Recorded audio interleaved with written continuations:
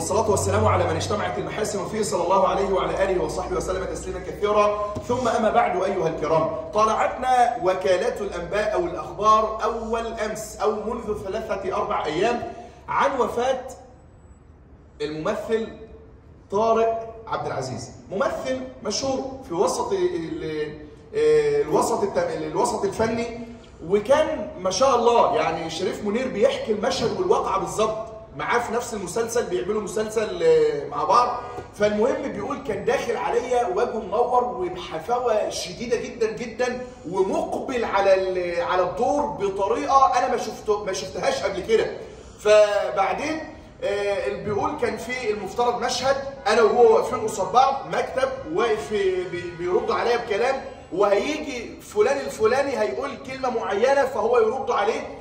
فالمهم عملنا الدور، فجه المخرج قال الدور عظمه، فنعمل ايه؟ هنعتبره بروفا، هنعمل المشهد تاني، هنعيد المشهد تاني. بيقول مره واحده لقيته بتهز هو واقف، وبعدين لقيته قرب عليا وقام رايح جاي بيسند عليا ومش قادر يقف، ومره واحده لقيته وقع على الارض، قمت سانده وقمت رافع رجليه وقعدت ادلك له فيها شويه. وبعدين يا اخوانا في ايه بتاع اسعاف. المهم بسرعه جيرهم جابوا الاسعاف وجم وهو قاعد، فبيقول انا بضغط كده بشوف النبض وكلام من ده، بس ما قدرتش اتكلم مش عارف حاجه. فالمهم بسرعه خدناه الاسعاف، وقفنا التصوير، فركش كله روح، خدناه ورحنا على المستشفى. قالوا انتوا جايبينه ميت في لحظه، وكان مقبل على الحياه وعنده من الاماني ما عندنا واكثر، وعاوز يأدي الدور على اكمل وجه. فوقع في نفسي انت عاوز تموت ازاي؟ اول كلمه جت في دماغي انت وانتي عاوزه تموت ازاي؟ هتقول لي هو انا ممكن احدد؟ هو انا ممكن اختار؟ ممكن احدد اموت ازاي؟ ايوه. انا ممكن اختار اموت امتى وازاي وفين؟ ايوه. ازاي الكلام ده؟ انا اول مره اسمع الكلام ده. هو مش سيدك النبي ما تصلي عليه صلى الله عليه وسلم قال من شب على شيء ومن شاب على شيء مات عليه، الاعمال بالخواتيم. شوف انت اصلا بتشتغل ازاي، شوف انت بتعمل ايه، شوف انت حياتك كلها ماشيه ازاي، شوف انت صلاه وعباده وذكر وبتجري على اكل عيشك بالحلال الطيب علشان تغني وتاكل اولادك وزوجتك واهل بيتك، ولا انت مقضيها ازاي؟ انت وقت الصلاه حي على الصلاه بتروح وتستجيب ولا لا؟ ما هو اللي عاش على حاجه هيموت عليها. النبي صلى الله عليه وسلم اللي قال لنا كده، وربنا سبحانه وتعالى من تمام عدله انه يموتك على الشيء اللي انت عايش عليه. انت عايش مقضاها صرمحه وجري وتنطيط، هتموت برضه كده. مقضيها اسواق وطبيخ هتموتي نفس الموتة. مقضيها عمره وحج وصلاه وذكر وعباده وقران وسماع وانصات ومجالس علم، هتموت في حاجه منهم. حياه المسلم كما قال ابن القيم عليه رحمه الله عباده. هتقول لي طب انا فاضل العباده ان انا اقعد لها 24 ساعه؟ ايوه، انت حياتك كلها عباده. العباده هي ايه؟ صلاتك دي عباده، ذكرك عباده، قرانك وسماعك للقران عباده، ابتسامتك عباده، يعني جلوسك بس مع زوجتك واولادك واهل بيتك وانت قاعد بتلعب وتهزر معاهم عباده. قعدتك على الاكل دي علشان تستقوي بها على طاعه الله وعلى مسيره الحياه عباده. عملك وشغلك عباده. العمل عباده ما لم يلهي عن الصلاه وعن العباده الاكبر. عملك في حد ذاته عباده. يقول ابن القيم عليه رحمه الله وحياه المسلم كلها عباده، بشرط ان تكون بالنية. نيتك في عملك ده ايه؟ هل نيتك في عملك انك تبقى كبير وتجلس على كرسي علشان تحكم منه الناس او تتعالى عليهم، ولا علشان تخدمهم وتأخذ بإيدهم؟ حياة المسلم كلها عبادة. عملك عبادة بشرط النية وموافقة العمل على هدي سيد البشرية. صلي يا عم صلى الله عليه وسلم. فيبقى أصبح عملك كله إيه؟ عملك كله وحياتك كلها عبادة. فأنت أصلا في عبادة. فلو مت في شغلك أنت مت على عبادة. لو مت وأنت قاعد مع زوجتك وأولادك بتلعبوا وتهزرهم أنت مت على عبادة. لو مت وأنت بتصلي اجمل عباده. لو مت وانت بتعمل عمره عباده، لو مت وانت بتذكر ربنا عباده.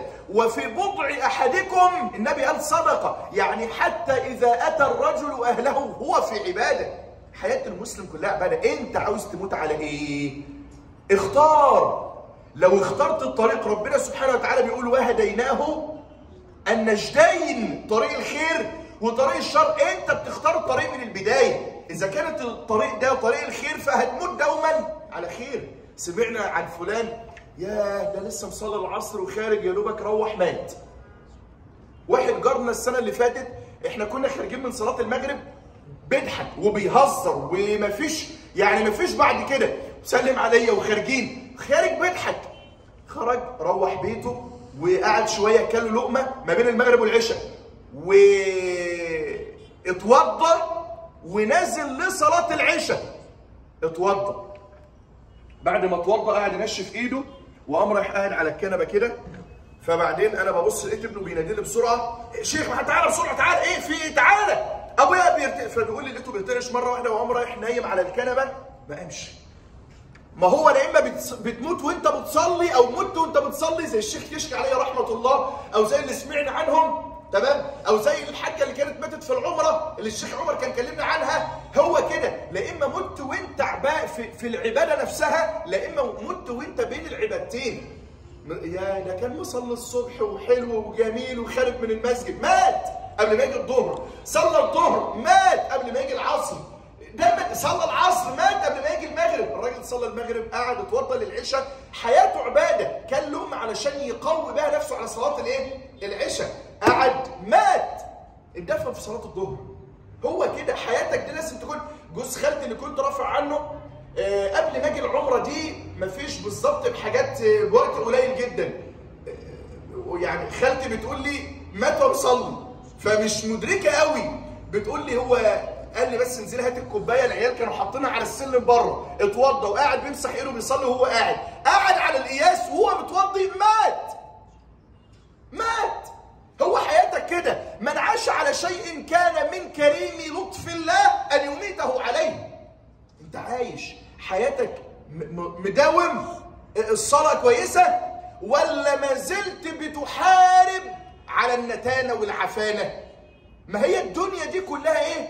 نتانه وعفانه. قال رسول الله دعوها، يعني سيبوها. سيب الدنيا قبل ما تسيبك، والله العظيم هتسيبك باحد الاجلين، اما ان يفاجئك اجلك او اما هتموت.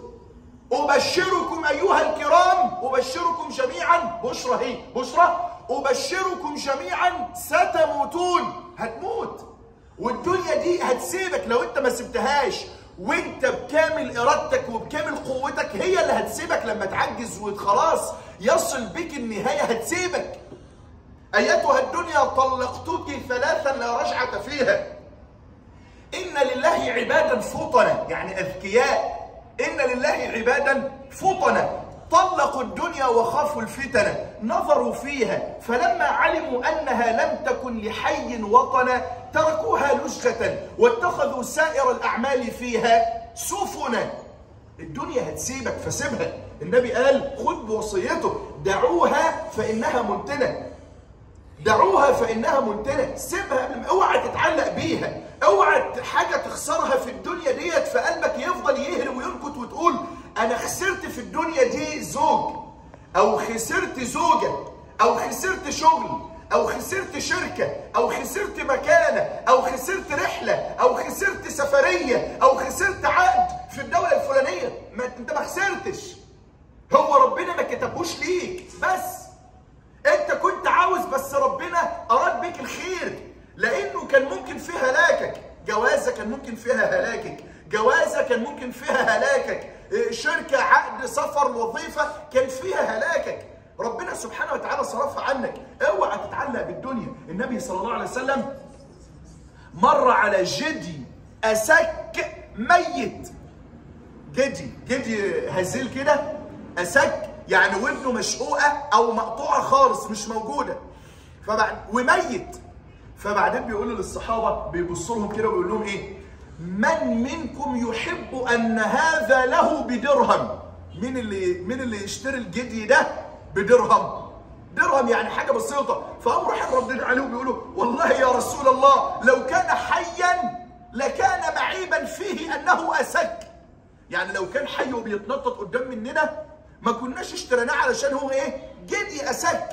فكيف به وهو ميت؟ احنا نشتريه وهو ميت؟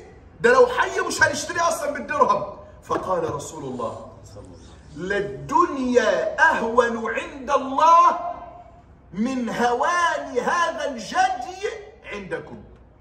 الدنيا هينه، دعوها فانها منتنه معفنه.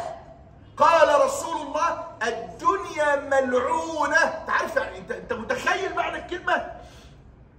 الدنيا بما فيها من مناصب وكراسي ومكانه، الدنيا بما فيها من فلوس ومليارات وذهب واطيان واراضي وعمارات، الدنيا بما فيها من دكتور ومهندس وسعاده الباشا والكابتن راح والاستاذ الفلاني، الدنيا بما فيها من الاماكن المرموقه دي كل ملعونه.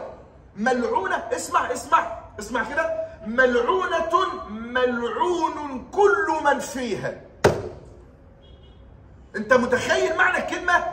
الدنيا ملعونه، كل المناصب اللي فيها ملعونه، وكل الاطيان وكل العمارات وكل الذهب وكل المليارات وكل العملات اللي فيها ملعون، كل اللي فيها، كل النعيم اللي فيها ملعون، كل الاكل بجميع اصنافه باشكاله، كل الاشجار والورود والزروع، كل الاثاث بجميع اشكاله، الديكورات بجميع اشكالها والوانها واطيافها واحجامها ملعونه، ملعون كل من فيها الا ذكر الله، الا ذكر الله وما والاه. الدنيا كلها ملعونه، اوعى تتمسك بحاجه فيها. لو اتمسكت، بص، من عز بغير الله ذل. اللي بيلاقي العزه يقول لك انا عاوز يبقى ليا المنصب الفلاني علشان مكانه بين الناس، ربنا يجعل ذله بالمنصب ده، ربنا يجعل ذله بالمنصب ده. انا عاوز احصل على فلوس قد كده، الفلوس دي تبقى سبب فقرك وبخلك وتبقى اذيه ليك، مكتبك ومنصبك ده يبقى لعنه عليك. في ناس يقول لك انا يا لما ابقى رئيس في كم ملك وكم امير وكم رئيس يلعنه الناس، يلعن.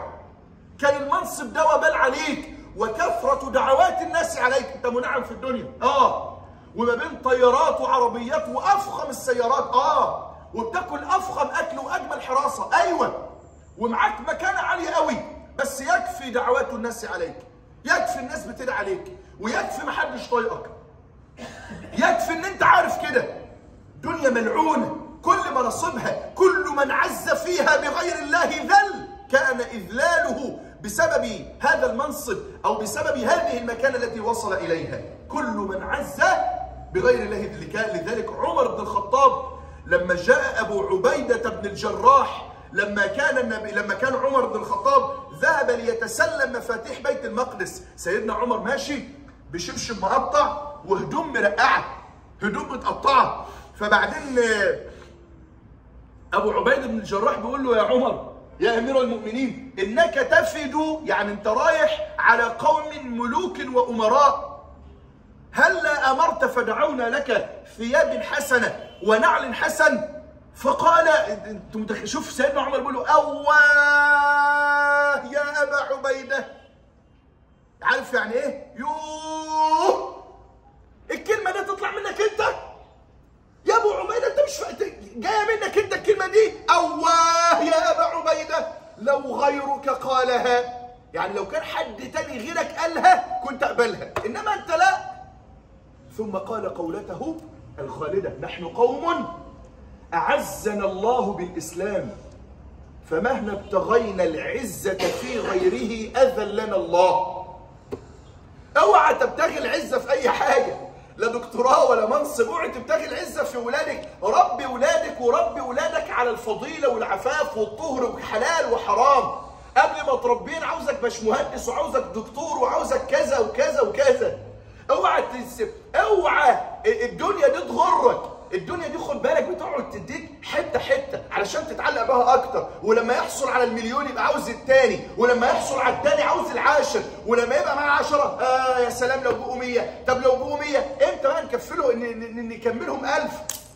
هي كده الدنيا كده. اوعى تتغر واوعى تسحبك واحده واحده واوعى تغرك. فلا تغرنكم، ده ربنا اللي بيقول فلا تغرنكم الحياة الدنيا، اسمع، ولا يغركم بالله الغرور. اوعى تغرك الدنيا ملعونة والله. كل بص خد منها اللي تقدر تستعين بيه لبكره بس. اعمل لدنياك كأنك تعيش أبدا، بس خد منها اللي يكفيك. ما تبقاش لو أن لابن آدم واديا من ذهب لتمنى أن يكون له اثنان، ولو أن له اثنان لتمنى، ولا يملأ عين ابن آدم إلا التراب. التراب كده كده هيملأ عينك بعد ما تترمى على وشك في التراب في القبر، والدود ينهش لحمك وعظمك ويبشر عظمك. ليس لك فراش في القبر إلا التراب، وليس لك أنيس في القبر يؤنس وحشتك إلا الدود. وينادى عليك بلسان الحال رجعوا وتركوك وفي التراب وضعوك. ولو ظلوا معك، لو فضلوا واقفين قدام القبر ساعة يوم 10، ولو ظلوا معك ما نفعوك، ولم يبق لك إلا أنا، وأنا الحي الذي لا يموت. ارضيه سبحانه وتعالى، واسعى في إرضاء الله في الحل والترحال، في السفر والحضر، في الصحة والمرض، في كل أوقاتك، في كل ساعاتك، في كل شيء. ارضيه سبحانه وتعالى. اوعى تسعى لإرضاء المخلوقين، كلهم إيه؟ كله رايح. اوعى تعمل عمل في يوم من الأيام ابتغاء مرضات الناس. من عاش بعز الناس مات بذلهم. اوعى في يوم من الأيام تعمل وزن للناس ولا اعتبار للناس. احترم الناس وعامل الناس باحترام، بس اوعى تعمل عمل علشان الناس تقول، او تعمل او تترك عمل علشان الناس ما تقولش. اوعى. لا تعتبر بالناس ولا تعتبر بالناس، ما تحطهمش في دماغك ابدا. ما تحطش الناس دي في دماغك. فليتك تحلو والحياة مريرة، وليت الذي بيني وبينك عامر، وبيني وبين العالمين خراب. إذا صح منك الود فالكل هين، وكل الذي فوق التراب تراب. احنا تراب. أنا نفسي تراب، ماشي على الأرض لحد ما يجي وقتي أرجع تاني تراب. جيت من تراب وهرجع للتراب. أنا لا شيء وأنت لا شيء وكلنا لا شيء. فعاوزك علشان يوم ما تحب تعيش عيش صح. ليه؟ علشان لما تيجي تموت صح. من عاش على شيء، من نشأ على شيء شاب عليه، ومن شاب على شيء ومن شاب على شيء شاب عليه، ومن شاب على شيء مات عليه. عيشها صح في دنيتك دي علشان لما تموت صح. أسأل الله أن يحسن خاتمتنا. اللهم أحسن خاتمتنا، اللهم أحسن خاتمتنا، اللهم بلغنا فيما يرضيك آمالنا، اللهم قو في رضاك ضعفنا، اهدنا واهد بنا، اجعلنا سببا لمن اهتدى، اللهم اجعلنا هداة مهديين لا ضالين ولا مضلين. اللهم خذ بنواصينا إليك أخذ الكرام عليك، اللهم خذ بنواصينا إليك أخذ الكرام عليك، اللهم خذ بنواصينا إليك أخذ الكرام عليك. اهدنا يا ربنا فيمن هديت، وتولنا فيمن توليت، وعافنا فيمن عافيت. اللهم لا تضلنا بعد الهدى يا ذا الجلال والإكرام. اللهم مسكنا بسنة نبيك حتى نلقاه. اللهم اجبر بخواطرنا ولا تردنا من هذه البقاع المباركة إلا بذنب مغفور وسعي مشكور وتجارة لن تبور، برحمة منك يا عزيز يا غفور. اللهم تولى أمرنا، اللهم تولى أمرنا وارحمنا برحمتك يا ذا الجلال والإكرام. اللهم قو في رضاك ضعفنا، وانصر إخواننا المستضعفين في فلسطين وفي العالمين. اللهم انصرهم نصرا مؤزرا، قو شوكتهم وانتقم من عدوك وعدوهم. اقذف الأمن والأمان في قلوبهم، واقذف الرعب في قلوب أعدائهم. زلزل الأرض من تحت أقدامهم، فرق جمعهم، شتت شملهم، اشغلهم بأنفسهم يا ذا الجلال والإكرام. اللهم يا أكرم الأكرمين امن علينا بالأمن والأمان والسكينة والاستقرار. اللهم زوج شباب المسلمين وزوج بنات المسلمين، ارزقهن يا رب الزواج الصالح والعفاف والتقى والهدى والغنى.